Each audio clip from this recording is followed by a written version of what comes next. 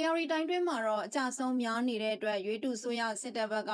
လက်နက်လူရင်အားတွေကိုစက်တိုက်ဆိုသလိုဖြစ်တင်းနေတယ်လို့ဒေသခံတွေနဲ့စီးရေးသတင်းရင်းမြစ်တွေစီကသိရပါတယ်။ရွေးတူဆိုရက AR စစ်မျက်နှာအတွက်ကုန်းလန်းပြင်ရေလန်းကပါစစ်လက်နက်ပစ္စည်းအပောင်ဝင်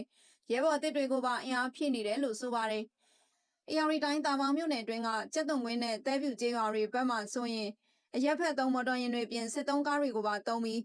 စစ်ရနဲ့လက်နက်ခဲယမ်းတွေကိုစက်တိုက်ဖြစ်တင်းနေတယ်လို့ဒေတာရင်းသတင်းရင်းမြစ်တွေစီကသိရပါတယ်။ပြီးခဲ့တဲ့ဇွန်လ10ရက်မနက်ပိုင်းကကျက်သွန်ကွင်းကျေးရွာဘက်ကတဆင့်အရက်30ဘိန်းမော်တော်ယာဉ်နဲ့အင်အား20လောက်ပါဝင်လက်နက်ကြီးကြီးတွေတင်ပြီးတဲပြူကျေးရွာနောက်ဘက်ရှိကင်မွန်းကျင်ကုန်းစခန်းကိုအင်အားဖြစ်တင်းထားတယ်လို့သိရပါတယ်။ကင်မွန်းကျင်ကုန်းရှီရန်စခန်းဟာရိုးမဖြတ်ကျော်လမ်းတွေကတခုပါဝင်ဖြစ်တဲ့ကျက်သွန်ကွင်းတဲပြူမကြီးစင်လမ်းပေါ်ကတဲပြူရွာအလွန်3မိုင်လောက်ကွာမှရှိတာဖြစ်ပြီးအင်အားတွေစက်တိုက်ပို့ဆောင်နေတယ်လို့ဆိုပါတယ်။စစ်တပ်ဘက်ကတော့ဒီမိုးတွင်းကာလမှာကိုပဲဒီ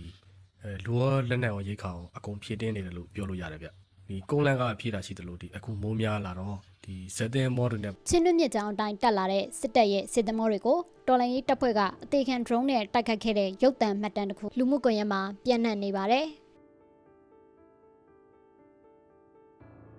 ရုပ်သံထဲမှာတော့မြစ်ကြောင်အတိုင်းမောင်းနေတဲ့စစ်သမောတွေထဲမှာတွန်းသမောတစ်စီးရဲ့စခန်းတွေကိုအသေးခံ drone နဲ့တိုက်ခတ်ခဲ့တာကိုတွေ့ရပါတယ်။အဲ့တိုက်ခိုက်မှုဟာမင်းကင်းမြို့နယ်ထဲမှာဖြစ်တယ်လို့ TNISO ကဖော်ပြထားတာပါ။ TNISO အဖွဲ့ဟာမြန်မာနိုင်ငံရှိစစ်ရာဇဝတ်မှုတွေကိုအချက်လက်နဲ့တကွထောက်လှမ်းပြီးစစ်ဆေးမှုပြုလုပ်နေတဲ့အဖွဲ့တစ်ဖွဲ့ဖြစ်ပါတယ်။ဒါပေမဲ့အဲ့ဒီ drone တိုက်ခိုက်မှုကိုမြည်သည့်တော်လှန်ရေးအဖွဲ့ကဆောင်ရွက်ခဲ့တယ်လဲဆိုတာကိုတော့အတိမပြုနိုင်သေးဘူးလို့ဆိုပါတယ်။ဇူလိုင်လ6ရက်နေ့တုန်းကလည်းချင်းမြင့်ကြောင်အတိုင်းဆန်တက်လာတဲ့စစ်တပ်ရဲ့လက်နက်ခဲယမ်းတွေပါတဲ့ဖလန်တန်ကွန်တင်မော26စီနဲ့တိုက်ခိုက်ရေးစစ်တင်မော2စီဟာကဏီမြို့နယ်ရွှေစရေးဝဲသို့ရောက်လာချိန် PDF ကရှစ်ထွက်မိုင်း73လုံးနဲ့ပစ်ခတ်တိုက်ခိုက်ခဲ့တယ်လို့သိရပါတယ်။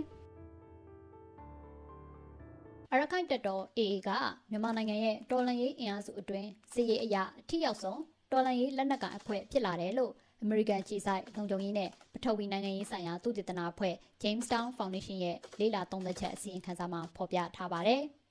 ။ဇူလိုင်လ16ရက်နေ့မှာထုတ်ပြန်တဲ့အစီရင်ခံစာအရ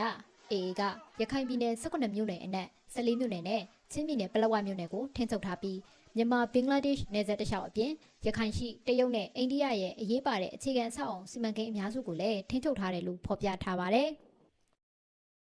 AA က2023ခုနှစ်အောက်တိုဘာ29မှာ MNDAA, TNLA တို့နဲ့ပူးပေါင်းပြီး10နှစ်ခွင်စစ်စင်ရေးမှာပါဝင်တိုက်ခတ်ခဲ့ပြီးနောက်စီးရေးအောင်မြင်မှုများဇက်တိုက်ရရှိခဲ့တယ်လို့ဆိုပါတယ်။ရခိုင်ပြည်နယ်အပြင်ချင်းမကွေးပဲခူးအေရဝတီနဲ့စကိုင်းဒေသများမှာပါ AA ကစီးရေးလှုပ်ရှားမှုများတိုးချဲ့ခဲ့တယ်လို့သိရပါတယ်။ဒါ့အပြင် AA ကကချင်လွတ်လပ်ရေးတပ်မတော် KIA, ဝပြည်သွေးစည်းညီညွတ်ရေးတပ်မတော် UWSAမြန်မာအမျိုးသားဒီမိုကရက်တစ်မဟာမိတ်တပ်မတော် MNDAA တောင်အမျိုးသားလွတ်မြောက်ရေးတပ်မတော် TNLA တို့အပါအဝင်တိုင်းရင်းသားလက်နက်ကိုင်အဖွဲ့များနဲ့မဟာမိတ်ဆက်ဆံရေးတည်ဆောက်နိုင်ခဲ့ပြီးစစ်ရေးအတွေ့အကြုံလက်နက်ခဲယမ်းနဲ့စစ်စင်ရေးကျွမ်းကျင်မှုများရရှိခဲ့တယ်လို့စကိုင်းတိုင်းတပိုင်းမော်လိုက်ခရိုင်မော်လိုက်မြို့ကနေချင်းတွင်းမြေကြောင်အတိုင်းဖောင်းမြင်မျိုးစီကိုစံတက်တဲ့အာနာသိန်းစိုးစုရဲ့စစ်သမောတွေအပါအဝင်ထောက်ပို့နဲ့ခွေးရပါပစ္စည်းတဲ့ရေးရင်တွေကိုတော်လိုင်းရေးတပ်ဖွဲ့တွေကဇူလိုင်15ရက်နဲ့16ရက်တို့မှာ2ရက်ဆက်တိုက်တိုက်ခိုက်ခဲ့ရမှာစစ်ရေးရင်3စီးပျက်စီးပြီးတစည်းနှမြုပ်တယ်လို့ဒေသခံသတင်းမြစ်တွေကအမှတ်ပြုကိုပြောပါတယ်။ဇူလိုင်15ရက်ကမော်လိုက်မြို့နယ်အတွင်းချင်းတွင်းမြေကြောင်မှာစုပ်စုရေးရင်တွေကိုတိုက်ခိုက်ခဲ့ပြီးနောက်ဇူလိုင်16ရက်မှာလည်းစစ်ရေးရင်တွေဖောင်းမြင်မြို့နယ်အတွင်းဝင်ရောက်လာချိန်ထပ်မံတိုက်ခိုက်ခဲ့ရပါအဲ့ဒီနေ့ရက်တာတိုက်ခိုက်မှုတွင်စုပ်စုရဲ့ဖလက်မော်တော်3စီးပျက်စီးကအဲ့ဒီတဲကတစီးရေးမြုပ်သွားခဲ့ပြီးဗိုလ်ကြီးအဆင့်အပါဝင်စုပ်စုအများပြားလည်းတည်ဆုံခဲ့ပါတယ်။ကျွန်တော်တို့တော်လိုင်းတပ်ပေါင်းစုတွေတိုက်ခိုက်လိုက်တဲ့စမှာတွန်းတယ်မို့ဖလက်တွန်းတယ်မို့တစီးဖလက်တွန်းတယ်မို့တစီးကတော့တိုက်ခိုက်ခံရတဲ့နေရာမှာပဲရေးမြုပ်ပြီးကြံခဲ့တယ်ဗျ။ဖလက်ကတော့ဂျန်နယ်စီနဲ့ဂျာညာပြီးမှဆွဲတင်တော့ဗျ။ဖုံးမြေမကိုဆွဲပါတော့တယ်။အဲ့မှာကျွန်တော်တိုက်ခိုက်လိုက်လို့ပျက်စီးတော့တယ်မို့3စီးပါတယ်ဗျ3စီးသူတို့3လို့မရတော့တဲ့